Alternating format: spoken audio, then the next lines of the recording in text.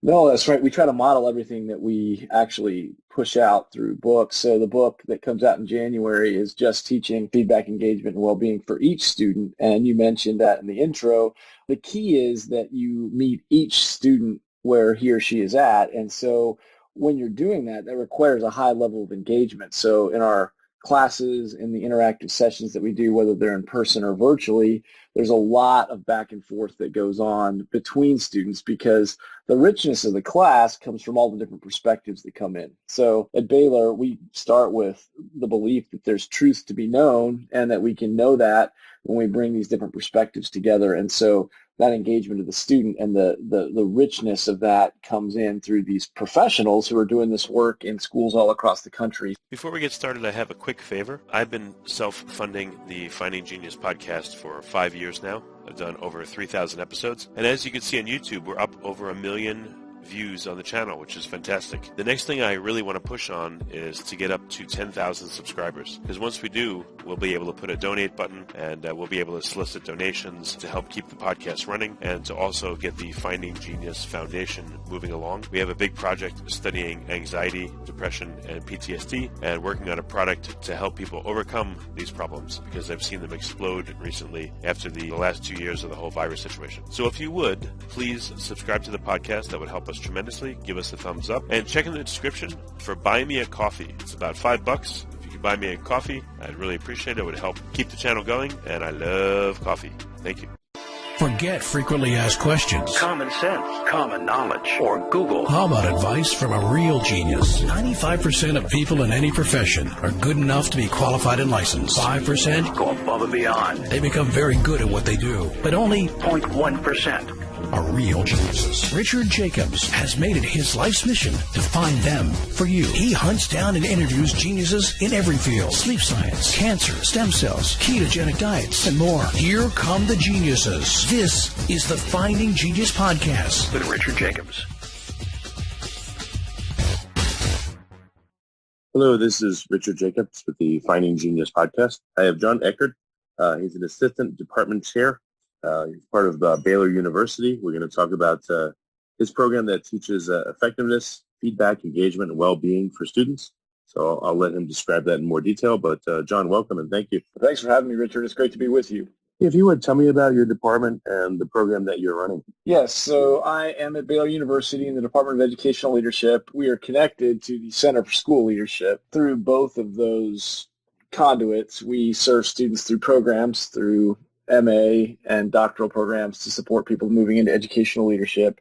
And then through the center, we support teams of educators who are doing this work to use improvement science tools to improve the work that they're doing with kids. And we kind of focus our work in 3 buckets around feedback, engagement, and well-being, knowing that when you distill education down to its essence, it's those 3 things that matter. People have to be well, they have to be engaged, and you have to give them feedback for how to improve. And so we group all of our work there and then use improvement science tools to track progress both in the master's and doctoral programs, as well as the school leadership development that we do with teams, where we do that on an ongoing basis, because there's a lot of good work going on in schools right now. We just need to capture it and then elevate that, and the things that aren't working, either revise or move on from them and try new things. So that's the essence of the work we do, both at the Center for School Leadership at Baylor, as well as in the Department of Educational Leadership. How much student-to-student interaction goes on during sessions, or is it more focused on them just being relaxed and listening and in a classroom setting? No, that's right. We try to model everything that we actually push out through books. So the book that comes out in January is just teaching feedback, engagement, and well-being for each student. And you mentioned that in the intro.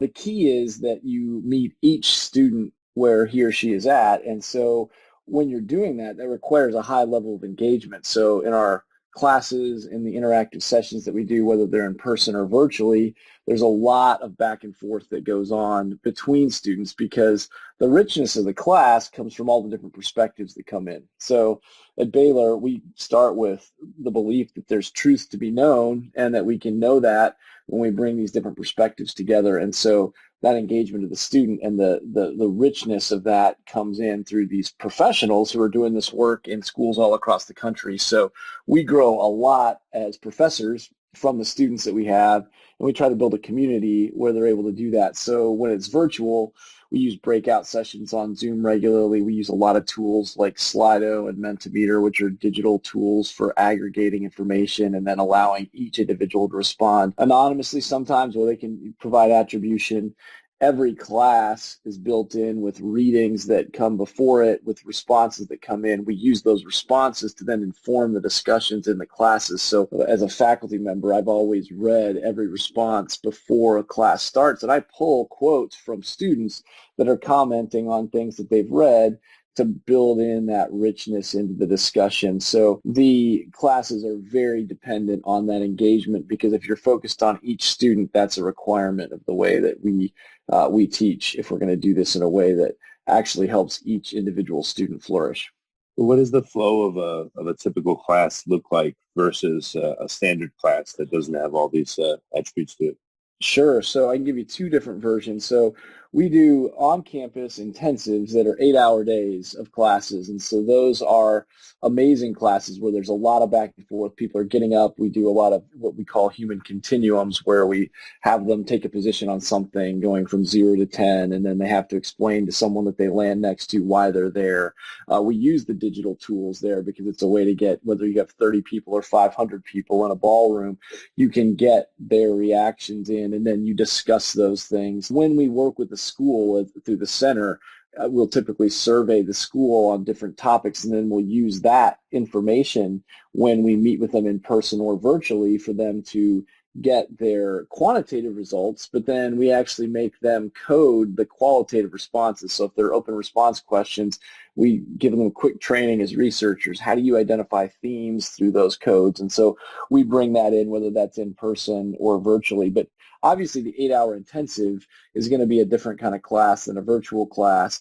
But after class is over, we then eat dinner together. We do fun things. We'll go to Top Golf, do escape rooms, do different things all around Waco, which is where Baylor is situated, to build that community, so that then when they leave and they go into the virtual classes where they're embedded in their schools, they're across 10 states right now in the master's program, that when they get together on Monday nights from 7 to 8:30, they have community already built in. So there's a vulnerability and a trust that's been established. So then when we have, a 15-minute, here's a quick summary of ideas, you've done your written responses, you go into breakout rooms, there's a high level of professional trust that's already there. And so an hour and a half session would probably look like 15 to 20 minutes of whole group, then a 10 to 15 minute breakout, then another 15 to 20 minute whole group, and then another 10 to 15 minute breakout, and then a wrap up of the class. So there's a lot of back and forth, because we know from research on the ways virtual classes are taught, people don't learn well when you have a talking head. This is in person as well, but certainly not on Zoom. So anything more than about 15 minutes of whole group, you've got to have a chance for the students to interact with each other and with the professor. I will say one last thing. Even in the whole group, there's a lot of stuff going on with the chat window where students are reacting and questions are being asked, and students are being asked to grab the mic, because again, when you're doing professional education, bringing students' expertise in and experiences from the classroom becomes increasingly important. So that's two different ways to think about the class interactions, if that's helpful. Well, how do you people to interact, but them to not multitask and miss what the lecturer is saying, or miss out on the experience? Like, how do you pace it? Yes, so certainly in person, that's a lot easier because we have them up and moving, and it's this interactive thing, and we've been doing that for thousands of years. Virtually, it's trickier, but I think the reason why we know that they're engaged is everything that we have them doing in that hour and a half class session is tied into what the professor's objectives would be. And so when they're in those 10 to 15 minute breakouts, there's a discussion leader, they come back and then they report out what insights they had from that, and then they move to the next one. I think long breakout sessions can become problematic because I think you can lose people in that they can get off onto other tangents, but that's why we keep them to no more than 10 to 15 minutes in those breakouts, and then we bring them back, they report out, and then we move on to the next thing. So there are a lot of ways to check through Mentimeter. Mentimeter allows you to poll people immediately. Slido allows questions to be asked and then upvoted. You can see the interactions if you have multiple ways to pull them in. The key is to not be droning on the Zoom screen while people will find other ways to stay engaged in things that are actually keeping their mind there. I think talking on a Zoom screen, even with some PowerPoint slides, that isn't going to do a lot for very long. And so again, we try to keep them in these kind of 15-minute increments. Well, what do you notice? What do you notice about I don't know, in a given class that's not used to this? It's new. It's the first time they've ever had a lecture like this. What kind of behavior do you get, and then what do you get when they're used to it, when they've done this many times and they know the routine? Yeah, so I'll give you two contrasts here on that. So I gave you the example of the master's students that have those 8-hour classes and they spend 2 weeks on campus. They react very differently to those virtual classes because that's what they've come to expect. They've had the in-person version and then they get it virtually. And so they're very natural. They're very used to the back and forth. There's not that awkward pause of, do I trust somebody? Do I say something? When we do those sessions, when it's only virtual, and we're doing those for the first time with school leaders who are coming together through the Center for School Leadership, there is sometimes a learning curve where people are a little hesitant, wondering if you're really serious, that you want them to grab the mic or you want them to get in the chat, or when they go in the breakout rooms, they're going to have to report out. And so we always are careful to express our norms at the beginning of the session that, hey, the key here is to listen and ask questions and to reflect and not fear being judged or judging others, but bringing that kind of confident humility.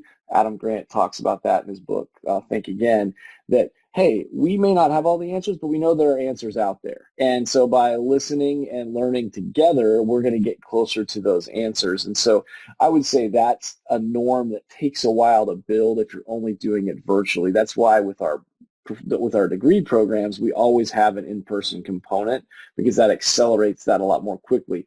With the center work where we're working with school teams, sometimes that is only done virtually. Now, even with that, we try to bring them together for a couple days in the summer through our academies to get them involved in that kind of work before they have to do it all virtually, because it's hard to build community in only a virtual environment. But it can be done. It just takes some repeated ongoing work and those breakout sessions where they see that their voices are valued and that they begin to value other people's perspectives, as that enriches the way they think about their own context. Before we continue, I've been personally funding the Finding Genius podcast for 4.5 years now, which has led to 2,700 plus interviews of clinicians, researchers, scientists, CEOs, and other amazing people who are working to advance science and improve our lives and our world.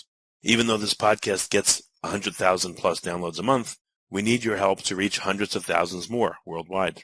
Please visit findinggeniuspodcast.com and click on Support Us. We have 3 levels of membership from $10 to $49 a month, including perks such as the ability to see ahead in our interview calendar and ask questions of upcoming guests, transcripts of podcasts you're interested in, the ability to request specific topics or guests, and more.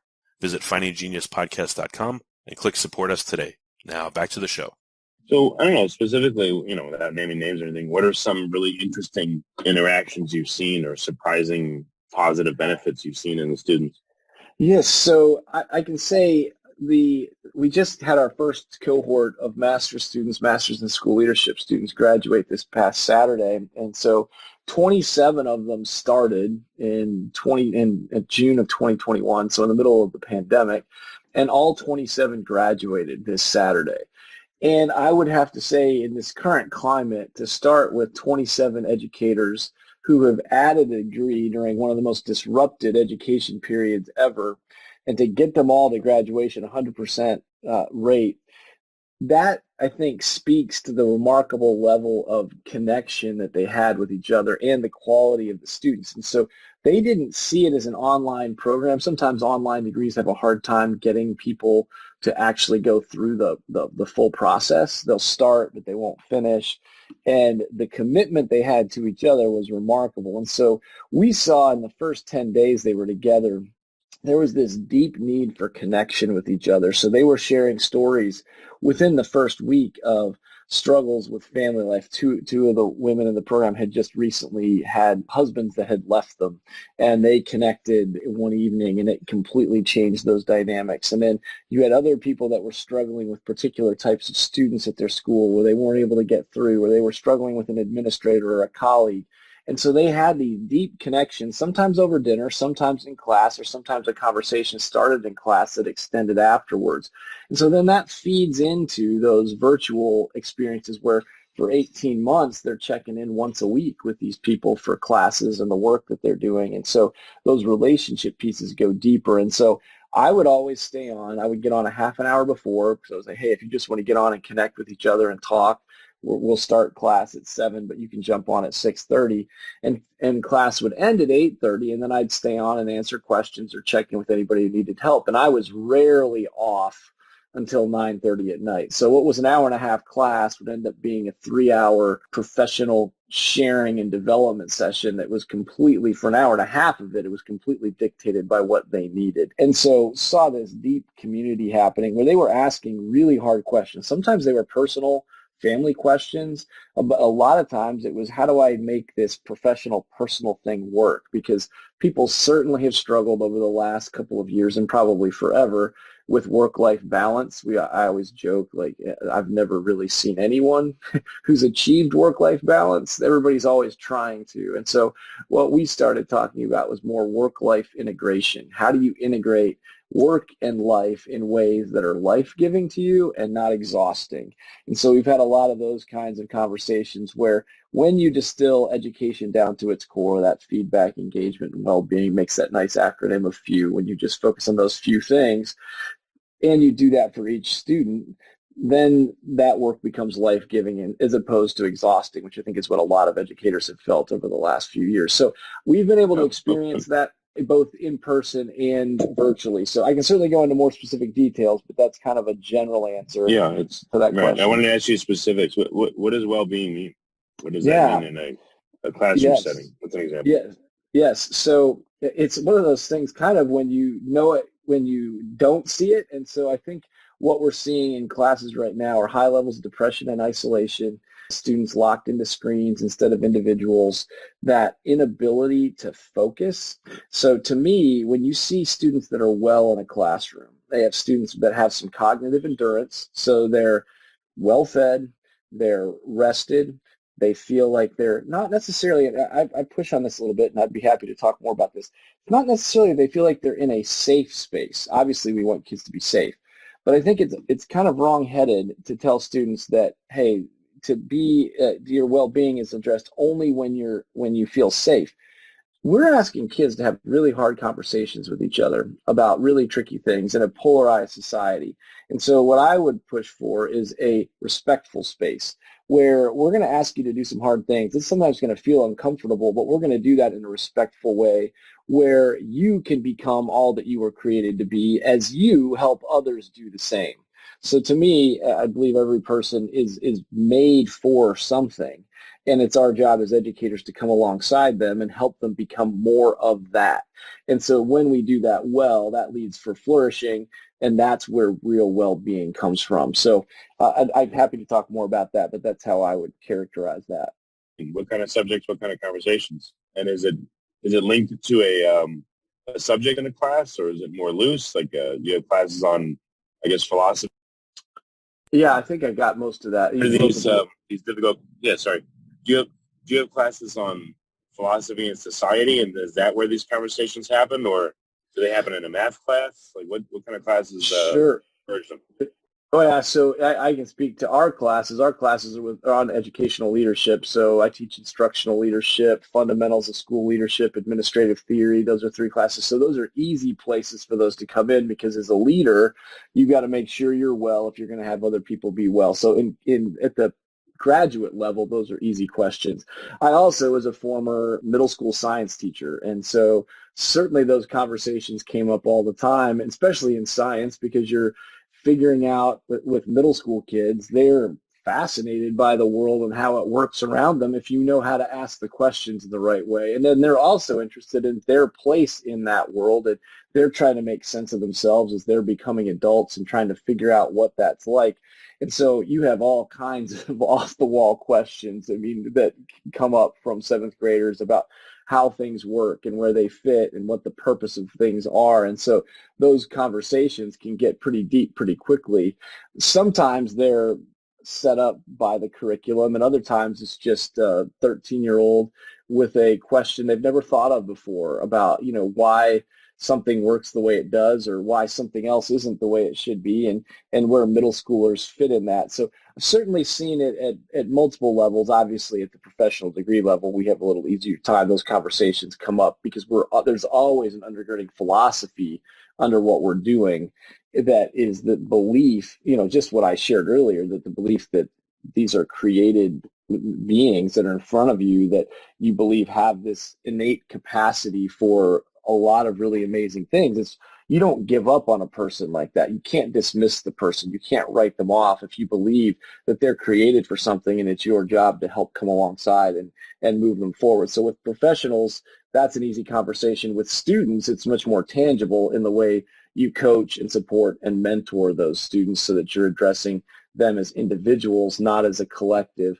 The last thing I'll say about that is I think federal policy, when we moved from what had been happening for decades in American schools, where we would test some kids and other kids, we'd make sure they didn't show up on the days they were supposed to be tested, with No Child Left Behind that passed at the beginning of this century, that moved it from just looking at some kids to looking at all kids, and I would argue now that we need to be looking at each kid, and I think that's something that's very hard to do with a standardized test. It takes that human-to-human connection to do that effectively. All right, but how did this program start, and how does someone get into it? Do they have to apply to get into Baylor, or I don't understand. It just sounds very generic. Sure. No, so there's, again, the Center for School Leadership serves schools that want to work and partner on these things, and we put them into these categories of whether you want to work on well-being, engagement, or feedback, and those schools work on problems of practice related to that. So that's a school level thing. There's a fee for joining. We do an academy, and then there's we meet monthly with them. For the master's program and the doctoral programs, it is simply a graduate degree program that you would apply for. So the MA in School Leadership at Baylor is where that is.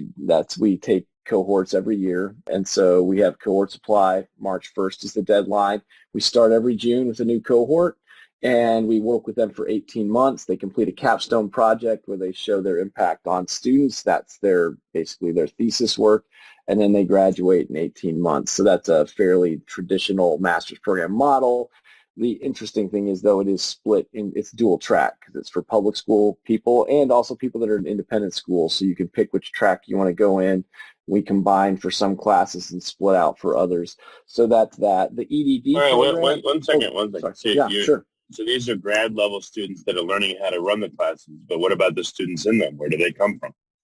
The students in these are professional. Is it all just grad students that are learning how to teach this, but they're also students as they learn? Or do you also get, let's say, undergrads or, I don't know, even high school students and have these teachers teach them real time? Yes. No, great question. So we are not a teacher preparation program in that regard. We are working with the people that are educators currently that want to become administrators.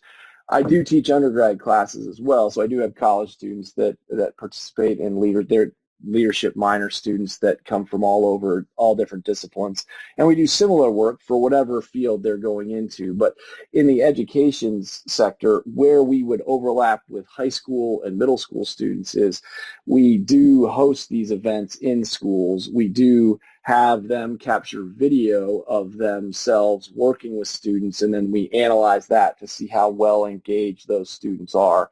We're also building out to create hub sites around the country where we have people coming in and seeing this work, where you're addressing well-being, engagement, and feedback for each student, where other people can come in and see that going on with middle school and high school students. But the center is now 4 years old, and that's where we're expanding. We were limited during COVID to be able to do that, so we did not do any of that virtually, but we hope to have those hub sites set up within the next year or two, where I think some of what you're asking could happen, if that makes sense. Again, what will happen? Will undergrads will you have essentially like a lab setting for these grad students so that they can actually teach sample classes of undergrads? Or what's the full type of program look like for you, the absolute best training of these people? Yeah, so currently we have those partnership schools through our teacher preparation program at Baylor, which runs, I'm in the Department of Educational Leadership, through the Department of Curriculum Instruction. We have partner schools all over Central Texas that take we call them interns. They do a year-long student teaching placement where they do that, and they come to class at Baylor on Fridays to review and get the theory behind what they're doing all week. So they do that over the week. So those partnerships are very strong. Baylor has one of the best, they're called PDS sites. They have some of the best PDS sites in the country. And so they're a national leader in that area. So that work's already occurring. Where we hope to expand it is through the center by putting sites around the country at schools where you can get these hubs of educators there that are not even necessarily Baylor educators, but they have a Baylor connection through their administration to say, hey, look, we're doing good work in this area. Like, teachers are really good at engaging students through questioning. If you want to see that in action, you can come and do that, and we would do some professional development around that at the site where you could see those students in action with educators at those sites doing that work. So that's that's where we're at now, and that's where we're hopefully moving toward. When you teach these, these grad level students to do this, and they in school, what if the school doesn't support it? How to act as seeds and get this program inside the schools without the school saying, sorry, we don't do that here, and the whole thing's gone. No, that's a great point. And some of I'll be honest, our last day of classes in June with our master's students, we go through a whole reentry piece of what it might be like in August if you go back and you do not have people that see the need to address well-being, engagement, and feedback in the way that you do, or they think it's just too much, and if you have 150 students in a day, you can't possibly do that for each kid. So what does that reality check look like? So that certainly happens there. And we are with them every Monday night hearing the struggle. And there are sometimes tears. There is sometimes joyful breakthrough where they find 3 or 4 other people that are willing to partner with them. And that's one of their first projects in the fall, is to find a group of 3 or 4 other like-minded educators that can do this work in meaningful ways. And then hopefully other people will look at it, and this has happened, we'll look at it and say, oh, they're doing some things that look interesting. We'd like to see more of that. But that is also why the Center for School Leadership, which is the other arm of what we do, tries to bring teams of educators together. So basically, to do the work, it's the same cost whether you bring 5 people or 10 people to it, because we want a larger group there to help carry that work forward, so it's not one person being developed to do something at a school that no one else fully understands.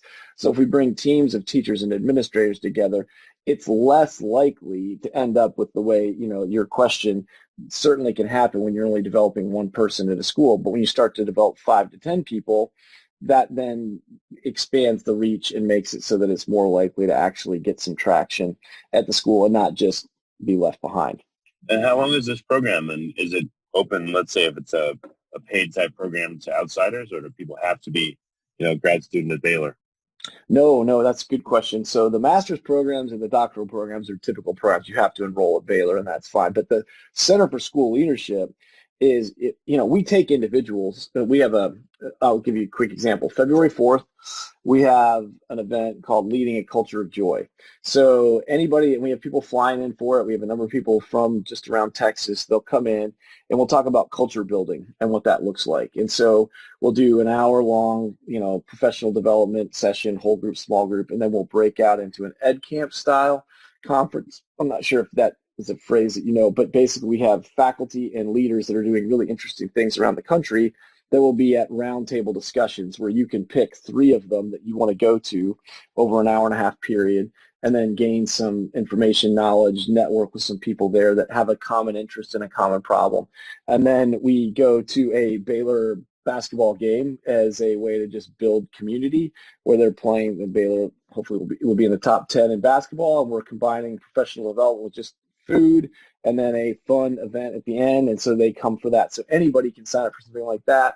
The academy in the summer, again, we like to have school teams. We have individuals come to that, but it's always to build toward developing progress on a problem of practice that you've identified. So we like to if we can get 3 or 4 school teams working on the same problem from different angles, They then check in with each other each month for a half an hour Zoom call to update their progress, where a teacher and an administrator from the school are required to join that call to help build capacity that way, and that's open to anyone that's interested. So what are common problems? What are some anecdotes of specific things that the program has achieved that, made you happy? Smart. Yeah.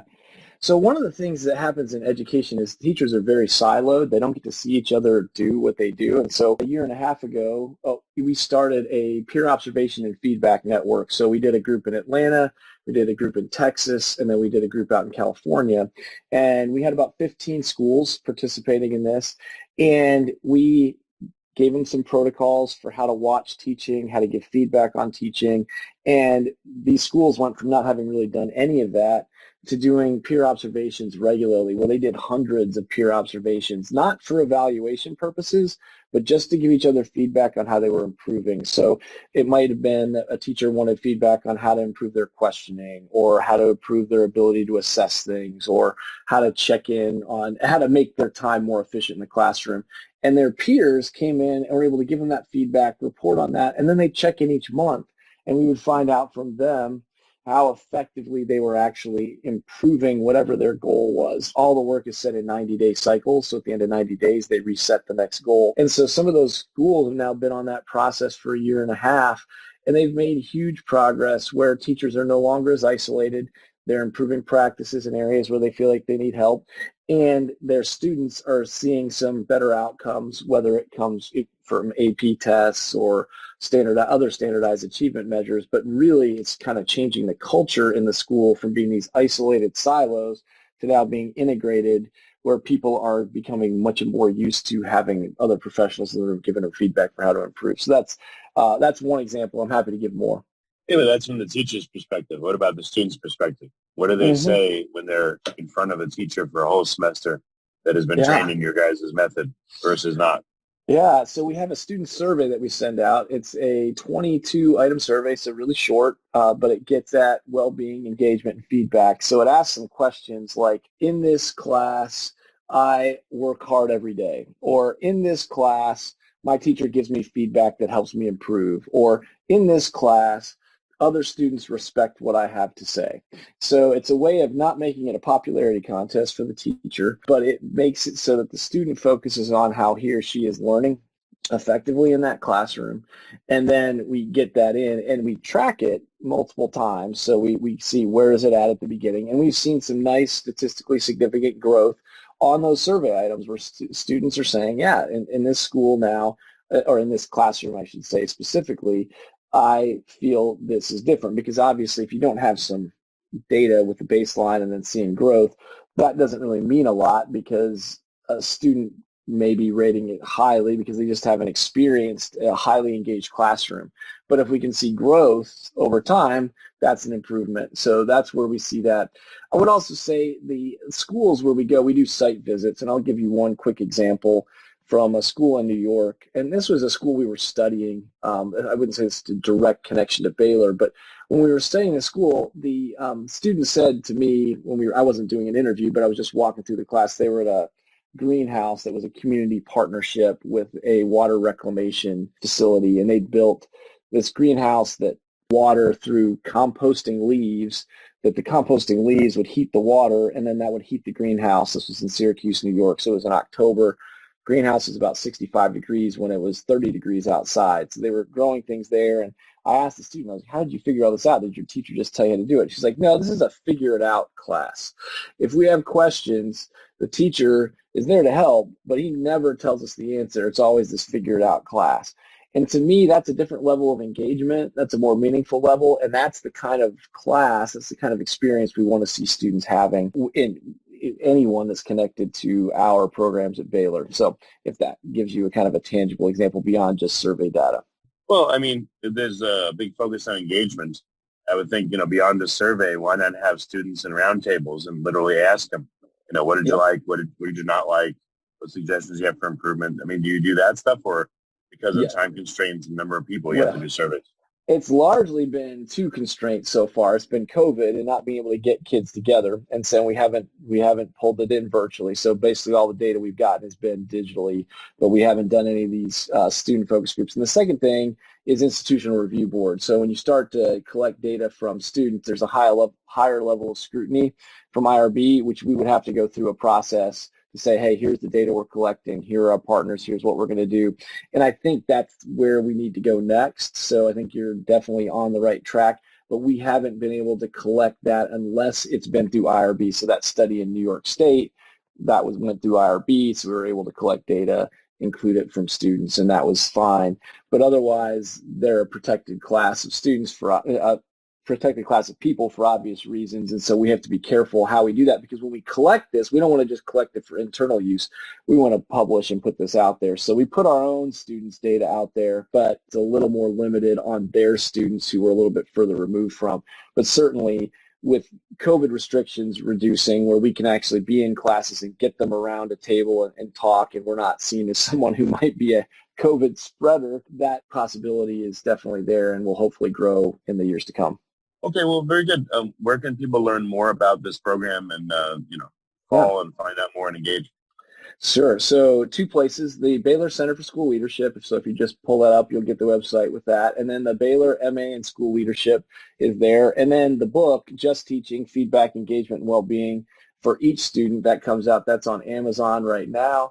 And there's a companion website that will have all the tools we use to collect data, and hopefully it'll be useful to educators and anyone interested in those areas. So I'd say those are the 3 main places to land for right now. And then my Twitter handle is just Eckert Jon. Feel free to reach out to me, or my email is jon_Eckert@baylor.edu. So happy to get those individual connections as well. Yeah, and one last item. You mentioned, I think it was like 2 or 3 different tools that you use to generate feedback. Yeah. Could you restate the names of those tools? Sure. So I love Mentimeter. It's a free tool. Mentimeter allows you to poll anywhere. You get 3 slides for free for any presentation. I have the subscription, but that's just because I keep a lot of data, but that's free. So it's at menti.com, and then slido.com. That's great if you're trying to get feedback from an audience, especially big audiences, because it allows anybody to put a question in, and if other people have the same question, they can upvote it, and it takes it to the top so that you can make sure that you address the most pressing questions from your class or audience. Okay, very good. Well, Jon, thanks so much for coming on the podcast, and what you're doing, I think, is critically important to help students and teachers and all that have a better time of it versus just wah, Charlie Brown type stuff. Thank you for what you do. Hey, thank you, Richard. I appreciate being on. You've been listening to the Finding Genius podcast with Richard Jacobs. If you like what you hear, be sure to review and subscribe to the Finding Genius podcast on iTunes or wherever you listen to podcasts. And want to be smarter than everybody else? Become a premium member at findinggeniuspodcast.com. This podcast is for information only. No advice of any kind is being given. Any action you take or don't take as a result of listening is your sole responsibility. Consult professionals when advice is needed.